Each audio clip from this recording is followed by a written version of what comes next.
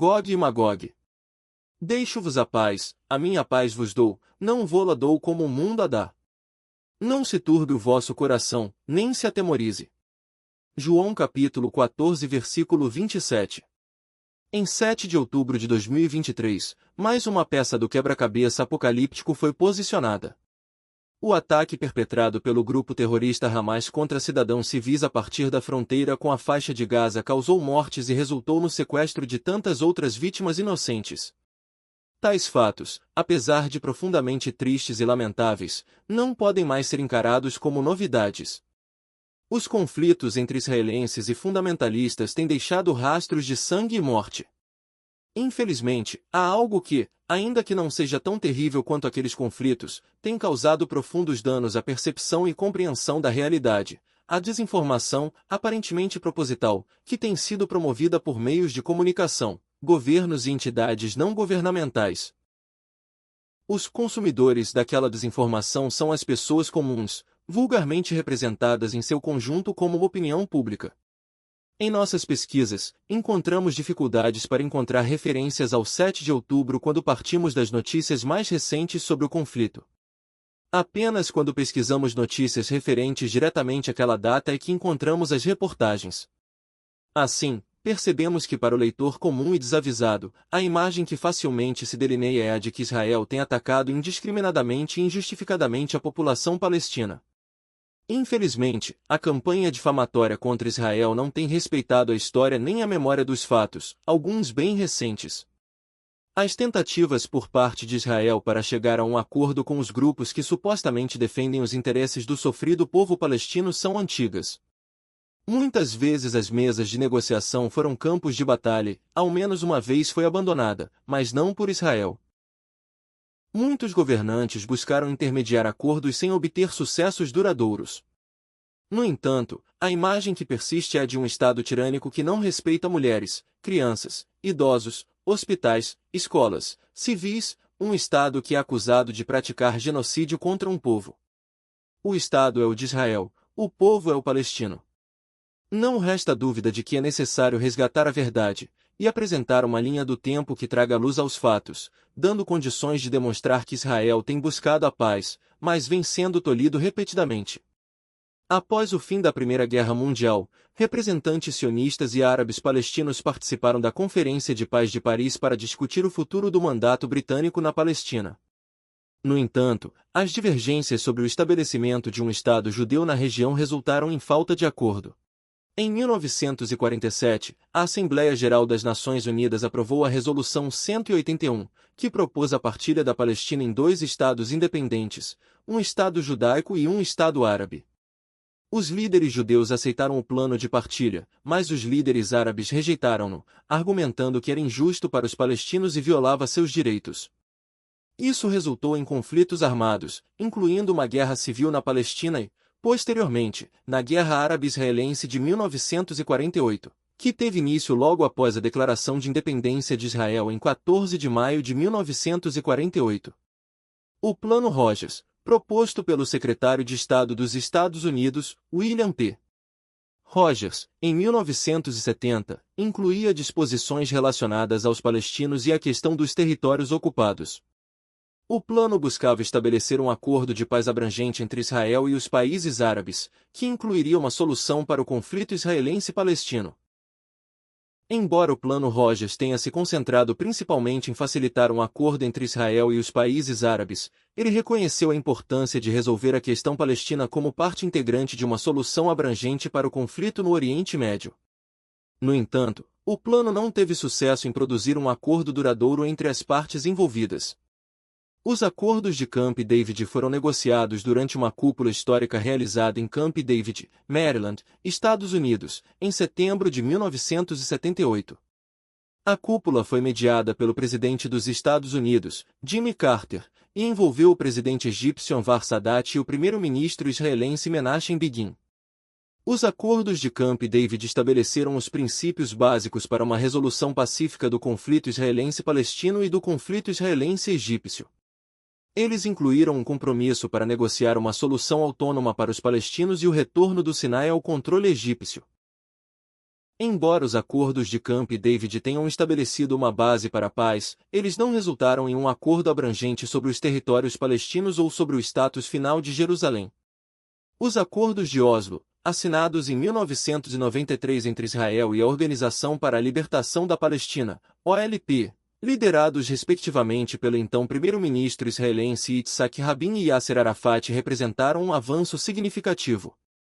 Esses acordos estabeleceram um processo de paz gradual e autonomia palestina em partes da Cisjordânia e da faixa de Gaza. No entanto, as negociações subsequentes enfrentaram obstáculos, e um acordo final abrangente não foi alcançado. Por um lado, Israel relutava em conceder novas áreas temendo a continuidade dos ataques terroristas a seu território e cidadãos. Por outro lado, a OLP questionava a expansão dos assentamentos judeus em áreas da faixa de Gaza e Cisjordânia, o que representaria uma ameaça à autonomia palestina. A cúpula de Camp David, ocorrida em julho de 2000, foi uma nova tentativa histórica de alcançar a paz entre Israel e os palestinos. Aquele encontro crucial, mediado pelo presidente dos Estados Unidos na época, Bill Clinton, reuniu o líder palestino Yasser Arafat e o primeiro-ministro israelense Ehud Barak em uma busca por um acordo abrangente para resolver o conflito de décadas no Oriente Médio. As negociações durante a cúpula de Camp David foram intensas. Sob a mediação dos Estados Unidos, Arafat e Barak discutiram questões cruciais, incluindo o status de Jerusalém, os refugiados palestinos, as fronteiras e os assentamentos israelenses nos territórios ocupados. Todavia, Arafat abandonou a mesa de negociações da cúpula de Camp David, apesar de Israel ter oferecido concessões territoriais significativas aos palestinos. Durante as negociações em Camp David, o primeiro-ministro israelense Ehud Barak fez uma oferta que incluía a proposta de estabelecer um Estado palestino em mais de 90% da Cisjordânia e parte da faixa de Gaza, além de propor um acordo sobre o status de Jerusalém. Arafat recusou a oferta, citando preocupações com a soberania palestina, a questão dos refugiados palestinos e o status de Jerusalém. A recusa de Arafat em aceitar a oferta de Barak foi seguida pelo início da Segunda Intifada, um período de violência intensa entre israelenses e palestinos que eclodiu em setembro de 2000. A Conferência de Anápolis ocorreu em 27 de novembro de 2007 na Academia Naval Norte-Americana, em Maryland, Estados Unidos, e buscou reviver as negociações de paz entre Israel e a Autoridade Palestina. Embora tenha proporcionado mais um fórum para o diálogo, as negociações subsequentes não produziram resultados significativos pois, como em uma reprise de um antigo filme, agora remasterizado, as mesmas questões fundamentais entravaram qualquer avanço. Em 29 de julho de 2013, o então secretário de Estado dos Estados Unidos, John Kerry, liderou as conversações de paz entre israelenses e palestinos, mais uma iniciativa de paz. No entanto, as negociações estagnaram em razão das mesmas questões já citadas. Alcançamos 2020 e observamos os Acordos de Abraão, que foram uma série de acordos de regularização das relações entre Israel e alguns países árabes. Esses acordos foram mediados pelos Estados Unidos sob a administração do presidente Donald Trump e envolveram os Emirados Árabes Unidos, Bahrein, Sudão e Marrocos. Os Emirados Árabes Unidos e Bahrein foram os primeiros países a formalmente normalizar suas relações com Israel em agosto e setembro de 2020, respectivamente. Ambos os países concordaram em estabelecer relações diplomáticas plenas, incluindo a abertura de embaixadas, cooperação em diversas áreas, como tecnologia, turismo e segurança, além de permitir voos diretos entre os países. O Sudão também anunciou sua intenção de retomar as relações com Israel. Os dois países concordaram em cooperar em várias áreas, incluindo agricultura, comércio e segurança. Seguindo a mesma linha, o Marrocos também anunciou sua intenção de retomar as relações com Israel. Os Acordos de Abraão representaram um avanço significativo rumo à paz na região do Oriente Médio, muito embora não tenham abordado diretamente a questão do conflito israelense-palestino. Eles tiveram várias implicações que poderiam potencialmente impactar positivamente a situação dos palestinos, pois representaram uma mudança significativa na abordagem dos países árabes em relação a Israel anteriormente. A questão das relações bilaterais era amplamente condicionada a um acordo de paz abrangente, que incluísse os palestinos. No entanto, os acordos de Abraão indicaram uma disposição de alguns países árabes em estabelecer relações com Israel independentemente do progresso no processo de paz israelense-palestino. De certo modo, esta quebra de paradigma poderia indicar alguma validação dos esforços israelenses frente aos palestinos. Diante das longevas e persistentes tentativas de alcançar um acordo de paz, mediadas por diversos líderes, em princípio se tornaria incompreensível que a questão israelense-palestina não tivesse chegado a bom termo, principalmente quando considerássemos a oferta de terras na cúpula Camp David. Mas para alcançar uma melhor compreensão é necessário observar as influências e interesses exteriores aos acordos de negociação entre os dois povos. É conhecida a hostilidade de setores fundamentalistas islâmicos em relação a Israel e a sua própria existência como um povo ou Estado.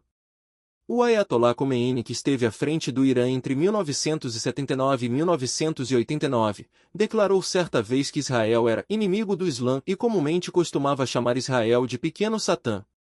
A sombra de Khomeini parece se manter onipresente sobre a mentalidade das atuais lideranças iranianas. O Ayatollah Ali Khamenei, atual líder supremo do Irã, mantendo a mesma linha de seu antecessor, Khomeini, se referindo a Israel, afirmou em 2012 que Israel é uma excrescência artificial no Oriente Médio que irá desaparecer. Disse ainda que a Estrela da Esperança também irá brilhar pelos palestinos e sua terra islâmica será devolvida definitivamente à nação palestina. O ex-presidente do Irã, Mahmoud Ahmadinejad, afirmou em 2010 que as negociações de paz entre Israel e palestinos são fúteis e condenadas ao fracasso, acrescentando que o destino da Palestina será decidido na Palestina e por meio da resistência, e não em Washington. Para um bom entendedor, suas falas transmitiam a seguinte mensagem: não há qualquer intermediação, não há o diálogo, sim ao conflito armado. A paz que Israel busca, aquela recitada em Salmos 122, 6 horas e 7, orai pela paz de Jerusalém, prosperarão aqueles que te amam. Haja paz dentro de teus muros, e prosperidade dentro de teus palácios. Aquela paz aparentemente está reservada ao futuro, não exclusivamente pela ação dos homens que a buscam, mas pela intervenção do Criador. A mão de Israel tem se estendido à paz, o que não impede que suas mãos também lutem pelo seu direito de defesa e instinto de autopreservação. Outras mãos renegam a paz e dela fogem. A luta travada pela causa palestina não é a luta pelos palestinos, é definitivamente a luta contra Israel. Pactuam, articulam, conspiram pela eliminação da figueira, conscientes de que o frágil poder humano tem prazo de validade, e agora o seu tempo é curto. Se todos os acordos humanos falharam até aqui, se todos os esforços foram vãos, se os inimigos cercam as muralhas de Israel, é sinal de que a verdadeira paz se aproxima. Virás, pois, do teu lugar, do extremo norte, tu e muitos povos contigo, montados todos a cavalo, grande ajuntamento, e exército poderoso, e subirás contra o meu povo Israel, como uma nuvem, para cobrir a terra. Nos últimos dias sucederá que hei de trazer-te contra a minha terra, para que os gentios me conheçam a mim, quando eu me houver santificado em ti, ó Gog, diante dos seus olhos. Assim diz o Senhor Deus, não és tu aquele de quem eu disse nos dias antigos, por intermédio dos meus servos, os profetas de Israel, os quais naqueles dias profetizaram largos anos, que te traria contra eles.